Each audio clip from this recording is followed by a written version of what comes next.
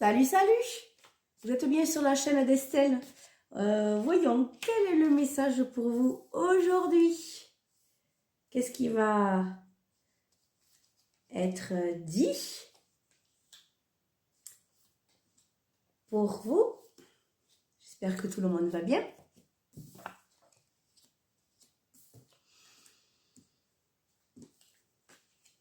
Alors, toujours ce petit enfant. Ouh, le petit enfant dans sa coquille et celui qui surveille, toujours pareil. Alors, voyons. Bon, j'ai des cartes qui ne représentent pas forcément des belles cartes, style avec les anges et tout ça. Moi, j'ai choisi d'avoir des images qui sont un peu plus sombres pour montrer ce qu'on a de caché à l'intérieur de nous, nos blocages.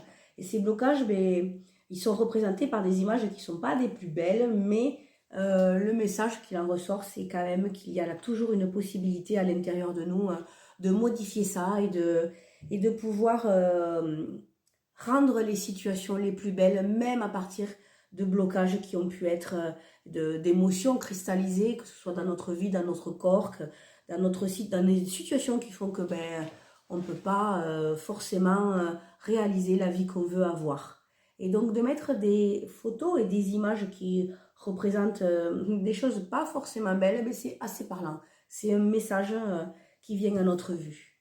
Donc aujourd'hui, il y a celle-ci, c'est on aimerait bien s'amuser, on aimerait bien être léger, être comme un petit enfant insouciant, mais en même temps, est-ce que c'est pas un masque qu'on joue? Est-ce qu'on fait pas semblant de vouloir être quelqu'un de léger et joyeux, alors qu'enfin, au fond de nous, cette part de cette maison qui représente un crâne en pierre, alors moi j'y trouve une certaine stabilité et solidité, mais le fait que cette énergie représente un crâne de squelette, cela peut aussi, de mon interprétation à moi, avoir une sorte de situation qu'on aurait enregistrée, bloquée à l'intérieur de nous et qui vient de très très loin. Est-ce que ça vient de notre enfance? Est-ce que ça vient de l'éducation qu'on a reçue, de notre transgénérationnel? Est-ce que ça peut venir aussi de notre karma, de là d'où on vient, de vie passée? En tout cas, l'information juste telle qu'elle est là, c'est que il y a inscrit à l'intérieur de nous des choses solides et qui ne sont pas des plus légères. Est-ce que ces conséquences, ça aurait été à un moment donné de jouer un petit peu avec le feu, faire des contrats et des accords avec des énergies et des situations quelque part qu'on aurait jugées comme interdites, comme le fait de dire je joue avec le diable un petit peu, est-ce que derrière je vais pas le payer cher, qui fait qu'on inscrit à l'intérieur de nous des souffrances profondes et anciennes, malgré le fait qu'on veuille bien avoir une vie légère et un petit peu folle. Ce petit dragon dans cet œuf fait que les conséquences de ces choix fait que peut-être on l'a payé cher. Je ne sais pas quels sont les choix qu'on a pu faire dans la totalité, mais il y a des situations qui font que ça ne se débloque pas. Et ce qu'on veut, c'est ce que ça se débloque. Donc, il faut avoir l'œil. Cet œil, ce n'est pas forcément quelqu'un qui nous surveille. C'est le nôtre œil qu'on doit mettre sur les situations pour pouvoir s'en libérer. Je vais faire un autre jet de cartes pour voir qu'est-ce que ça peut donner.